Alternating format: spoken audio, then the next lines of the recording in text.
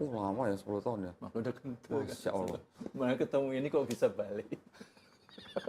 Ini apa ini? Kamu jujur nggak tentang kependetaanmu? Jujur nggak tentang master teologimu? Ayo Pak Gino, saya bongkar nanti ya.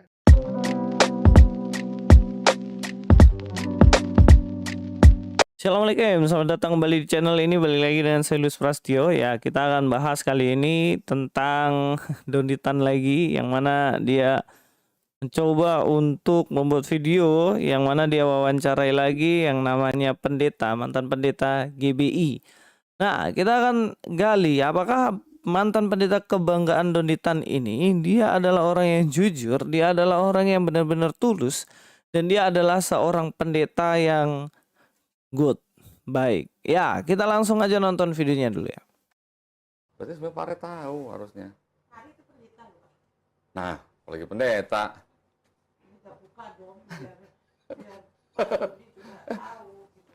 Di gereja mana dulu Pak? Ya GBI. Lo bukan, maksudnya GB-nya mana? Kalau saya kan di Metropolitan. Aku di Medan. Apa? Medan. Oh Medan? Di kota Medan? Iya. Oh, berapa tahun Pak melayani? 10. Lama ya 10 tahun ya? Maka udah kental kan. Masya Allah. Mana ketemu ini kok bisa balik? Ini apa ini? Nah, Ya, jadi kita lihat ya kan, jadi dia bersaksi kalau dirinya itu sudah 10 tahun gereja di GBI. Dia melayani di GBI, dan yang lucu adalah ketika ditanyain GBI mana? Medan, katanya Medan. Ragu-ragu gitu. Nah, Medannya harus sebutin dong, gereja GBI apa, posisinya di mana. Yang sama kayak Donditan, dia bilang adalah pendeta GBI Metropolitan nih. GBI Metropolitan ini mana ini maksudnya? Di Jakarta. GBI tepatnya yang mana gitu loh Donditan. Supaya jelas, nanti bisa ditelusuri latar belakangmu gitu. Kalau cuman ngomong GBI Metropolitan, wah GBI banyak banget dong cuy. Nah, terus Bapak ini yang lucu adalah, saya juga heran kenapa ketemu orang ini kok bisa balik. Orang ini belakangnya pegang-pegang istri barunya. Jadi ternyata dia pindah agama dan dia meninggalkan kependetaannya karena bertemu dengan istri barunya. Nggak jauh-jauh dari itulah ya guys ya. Ya, kali ini saya akan menunjukkan satu video yang mana ini adalah kesaksian dari teman sendiri, temannya bapak ini sendiri, Pak Pendeta Albert, yang ternyata di situ gelarnya SE MTH. Ya pantesan nggak tahu apa-apa. Orang depannya SE Sarjana Ekonomi, jadi dia cuman S2 itu langsung di MTH. Dan nggak linear ternyata dari S1 ya. Ya ini yang susah nih, yang gini-gini nih. Kadang-kadang susahnya itu karena nggak menghayati betul-betul apa yang dia pelajari, ya potong kompas dan kemudian jadilah seperti itu. Tapi saya nggak bilang semua orang yang begitu itu pasti nggak benar, enggak. Tapi karena bahayanya adalah kalau nggak sungguh-sungguh menggali sungguh-sungguh, nah ini yang berbahaya. Tapi kalau dia langsung di S2-nya teologi tapi dia menggali sungguh-sungguh kebenaran iman Kristen, ya nggak masalah bagi saya gitu. Tapi kalau prematur itu ya susah ya kan. Dan seperti bapak ini, wah ketemu lagi yang lebih ini mungkin ya kayak gitu ya, akhirnya meninggalkan imannya. Tapi ada satu kesaksian dari temennya langsung, dari bapak ini, Pak Bos ini, dan kemudian dia memberikan kesaksian seperti ini. Kita langsung nonton videonya. Pak Albert Ray, Pak Gino, saya sahabat terdekatmu, Parlin Purba.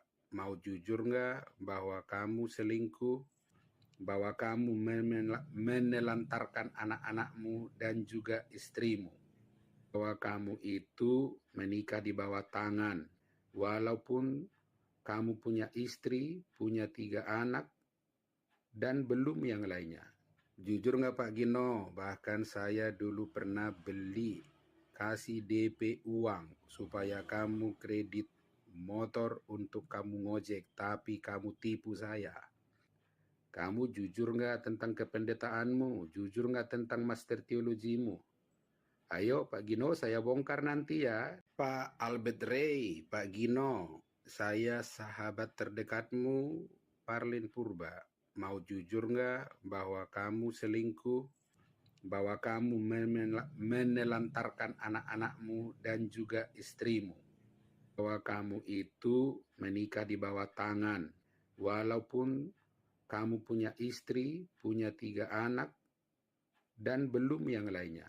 Jujur nggak Pak Gino? Bahkan saya dulu pernah kasih DP uang supaya kamu kredit motor untuk kamu ngojek, tapi kamu tipu saya.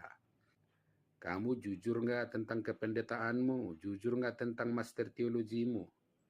Ayo Pak Gino, saya bongkar nanti ya. Ya, itulah kira-kira apa yang disampaikan ya oleh sahabat terdekatnya. Pertama, ternyata istri yang dia beginikan tadi di belakang itu adalah istri selingkuhan dia. Yang mana sebelumnya ia punya istri dan 3 anak, tapi semuanya ditinggalin sama pendeta ini demi ayang beb yang ada di belakangnya tadi, ya kan? Oh, ternyata memang benar, tidak jauh-jauh dari itu orang tinggalkan iman. Yang kedua, ternyata dia menipu temannya sendiri ketika dikasih DP untuk kredit motor dipakai untuk ojek, mungkin untuk biaya sehari-hari dari beliau dalam pelayanan. Ternyata ditipu, entah ditipunya bagaimana, entah uangnya dibawa kabur, entah dia nggak belikan motor untuk yang lain, ya kita nggak tahu. Nanti dibongkar sama temannya ini tadi, Pak Purba ini. Yang ketiga, ternyata ada sesuatu masalah dalam kependetaan dan master teologinya, ya kan?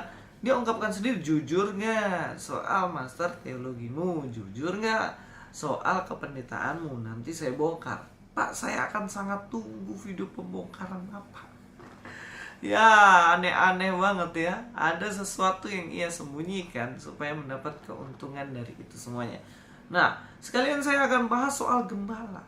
Pendeta, gembala, nggak semuanya benar, nggak semuanya baik. Ada pendeta yang mencari keuntungan bagi domba-dombanya untuk jemaatnya. Ada yang pendeta yang tulus dalam melayani domba-dombanya, iya kan? Kadang-kadang yang memeras domba-dombanya, memeras jemaatnya, mencari keuntungan untuk jemaatnya, aduh malah disanjung-sanjung cuy. Ada yang tulus melayani malah dibilang gak bener dan malas dalam pelayanan. Ya itulah ya realita hidup. Tapi waktu yang akan membuktikan, yang akan bongkar yang model-model kayak gini. Tuhan tuh adil cuy. Oke, kita langsung bahas aja ya. Kita bahas aja di dalam Yehezkiel. Dalam Yehezkiel pasal 34 ayat yang pertama. Lalu datanglah firman Tuhan kepadaku, hai anak manusia, bernubuatlah melawan gembala-gembala Israel. Bernubuatlah dan berkatakanlah kepada mereka, pada gembala-gembala itu, beginilah firman Tuhan Allah. Celakalah, dikatakan sini ya, celakalah gembala-gembala Israel yang menggembalakan domba-domba yang seharusnya digembalakan oleh gembala itu, yang menggembalakan dirinya. Minta maaf ya, di sini katakan menggembalakan dirinya, bukan menggembalakan domba, ternyata dirinya. 3, kamu menikmati susunya, dari bulunya kamu buat pakaian, yang gemuk kamu sembelih, tetapi domba-domba itu sendiri tidak kamu gembalakan. Yang lemah tidak kamu kuatkan. Yang sakit tidak kamu obati, yang luka tidak kamu balut, yang tersesat tidak kamu bawa pulang, yang hilang tidak kamu cari, melainkan kamu injak-injak mereka dengan kekerasan dan kekejaman. Wah, kacau nih pendeta begini.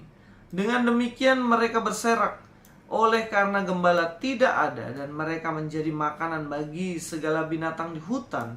Domba-dombaku berserak dan tersesat di semua gunung dan di semua bukit yang tinggi. Ya, seluruh tanah itu domba-dombaku berserak, tanpa seorang pun yang menggembalakan atau yang mencarinya. Oleh sebab itu, hai gembala-gembala, dengarkanlah firman Tuhan. Demi aku yang hidup, demikianlah firman Tuhan Allah. Sesungguhnya oleh karena domba-dombaku menjadi mangsa dan makanan, dan menjadi makanan bagi segala binatang di hutan, lantaran yang menggembalakannya tidak ada. Oleh sebab gembala-gembalaku tidak memperhatikan domba-dombaku, melainkan mereka itu menggembalakan dirinya sendiri, tetapi domba-dombaku tidak digembalakan. Dan kemudian di belakang dan seterusnya. Silakan baca sendiri, kemudian Tuhan menghukum mereka. Kalau kita lihat seperti ini, maka sebenarnya model-model pendeta yang begini, cari keuntungan doang, nggak mau menggembalakan, nggak sungguh-sungguh pelayanan. Nah, inilah kejam Tuhan. Dan bisa terjadi seperti Bapak ini. Ternyata cuma duit pikirannya, ternyata cuma perempuan pikirannya. Dan akhirnya dia tinggalkan pelayanannya, kemudian dia tinggalkan istrinya dan 3 anaknya demi yang tadi itu, yang ngomong-ngomong di belakang, nyeletuk-nyeletuk belakang tadi.